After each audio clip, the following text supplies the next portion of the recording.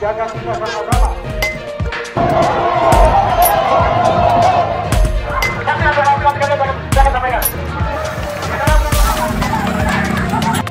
Wakil Ketua DPR Papua, Dr. Yunus Wonda, SHMH mengatakan kini pemerintah pusat bicara evaluasi Otsus dan akan melakukan pemekaran. Namun semua itu tidak akan selesaikan masalah Papua. Menurutnya, masalah Papua tidak dapat diukur dengan hadirnya pemekaran dan ukurannya dengan uang atau jabatan untuk orang Papua di Papua atau di luar Papua. Masalah Papua bukan pemekaran dan tambahan dana Otsus. Juga bukan masalah makan minum. Masalah Papua itu sudah jelas. Eksistensi negara. Ideologi yang harus bisa diselesaikan dengan duduk bersama, kata Yunus Wonda melalui sambungan teleponnya kepada Pacific Post, Sabtu, 23/1.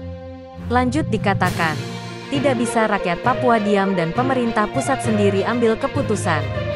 Sebab masalah Papua itu bukan karena pemekaran dan dana Otsus, tapi ideologi. Selain itu tegasnya, juga jangan selalu ada kepala-kepala suku buatan yang mengklaim dia kepala suku dan meminta ini dan itu. Pemerintah pusat akan revisi UU Otsus tapi sepihak. Ini berarti sama saja kita tidak serius melaksanakan UU Otsus. Kita sendiri tidak konsisten laksanakan UU Otsus, ujar Wonda. Contohnya kata Yunus, 5 kewenangan yang diambil pusat selama ini tambah satu lagi salah satu pasal tentang pemekaran yang mestinya memberi ruang kepada DPRP dan MRP itu kini diambil alih. Dirinya pun menilai, ini sama saja bukan selesaikan masalah tapi menambah masalah.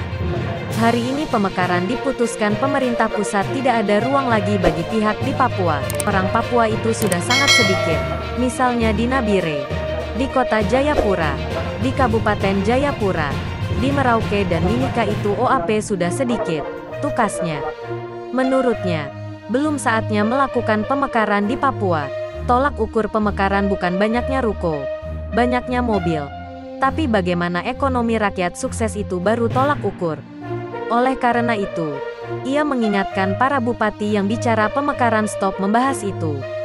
Sebaiknya urus dulu kabupaten yang dipimpinnya dulu.